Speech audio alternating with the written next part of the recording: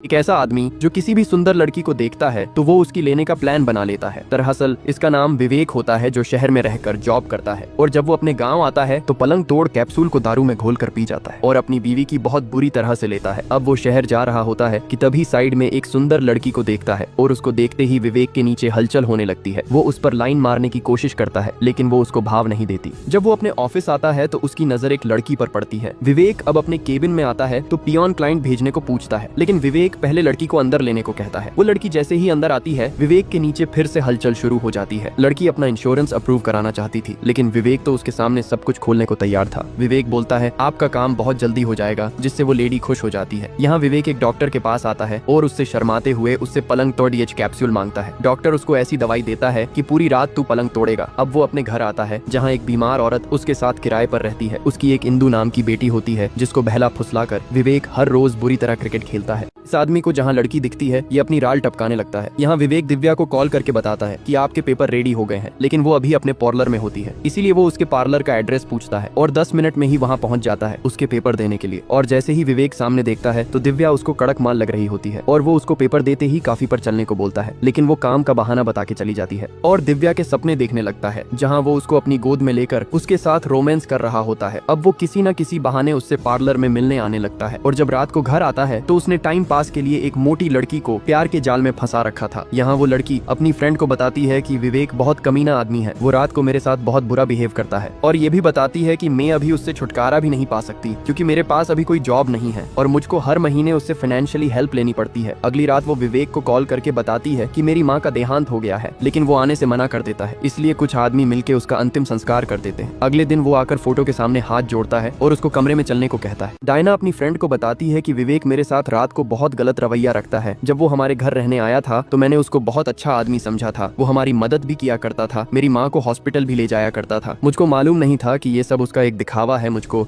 अपने प्यार के झांसे में लेने का, और जिसकी वसूली वो रात में पिच पर बैटिंग करके लिया करेगा। दरअसल विवेक एक इंश्योरेंस कंपनी में काम करता है। जहाँ भी उसको लड़की दिखाई देती वो उसके पास मधुमक्खी की तरह भिन भिनाने लगता है। जिस दिन डायना की माँ मरी थी वो इसके अंतिम संस्कार में नहीं आता, लेकिन रात को डायना के पास आके बेड पर क्रिकेट खेलने को पूछता है, लेकिन डायना उस टाइम उसको अपने से दूर कर देती है। यहाँ विवेक एक लड़की से क्लोज होने की कोशिश करता है जो एक दिन उसके ऑफिस में अपना इंश्योरेंस अप्रूव कराने आई थी, लेकिन डायना की फ्रेंड उसकी वीडियो बना लेती है और अगले दिन डायना को दिखाती है कि ये आदमी हर किसी की लाइफ खराब कर रहा है। उनका दोस्त आके बताता है कि गांव में इसकी एक खूबसूरत बीवी भी है, जहां ये भेड़िया पलंग तोड़ कैप्सूल खाकर उसकी भी पिच पर बैटिंग करता है। इसलिए ये दोनों इसको सबक सिखाने का प्लान बनाती है और अगले दिन उसकी बीवी से मिलने जाती है और विवेक को कॉल करके बोलती है कि मैं आज अपनी बुआ के जा रही हूँ। इसलिए विवेक इंश्योरेंस वाली लड़की को डायना के घर बहाने से ले विवेक दिव्या को झूठ बोल के डायना के घर ले आता है, क्योंकि डायना ने उसको बताया था कि आज वो बाहर जा रही है और दिव्या को उससे इंश्योरेंस अप्रूव कराना था, इसलिए वो उसके साथ आ जाती है। विवेक आते ही पलंग तोड़ गोली खा लेता है और दिव्या को बियर पीने के लिए पूछता है। दिव्या समझ जाती है कि ये तो बड़ा सुअर इंसान है। वो आके बोलता है कि आज यहाँ कोई नहीं है, तुम बोलो तो हम यहाँ पलंग तोड़ सकते हैं, और उसके करीब आने की कोशिश करता है, लेकिन दिव्या उसको दूर कर देती है और कहती है कि तूने क्या मुझको 6000 वाली लड़की समझा है। लेकिन तभी उसकी पड़ोसन आके सब देख लेती है और दिव्या यहाँ से चली जाती है। विवेक बोलता है अगर तूने किसी को बताया तो अगली बार तेरे साथ ही कबड्डी खेलूंगा। यहाँ डायना और उसकी फ्रेंड विवेक के घर उसकी बीवी से मिलने आती हैं और उसको बताती है कि तेरा पति शहर में रहकर कबड्डी खेलता है और मुझको भी प्यार के जाल में फंसा रखा है। डायना बताती है कि वो हमारे घर किराएदार बन के आया था और हमारे साथ बहुत अच्छा बिहेव करता था और मैं भी उसके प्यार में पड़ गई। अब वो हर रोज पलंग तोड़ कैप्सूल खाता है, तभी मेरे कमरे में आ जाता है और जानवर बन जाता है। डायना अब उसको विवेक का बेग देती है। घर आके वो देखती है कि ये रात वाले च्यवनप्राश से भरा होता है। अब वो रोने लगती है, तभी डायना का कॉल आता है और वो उसको सबक सिखाने को बोलती है।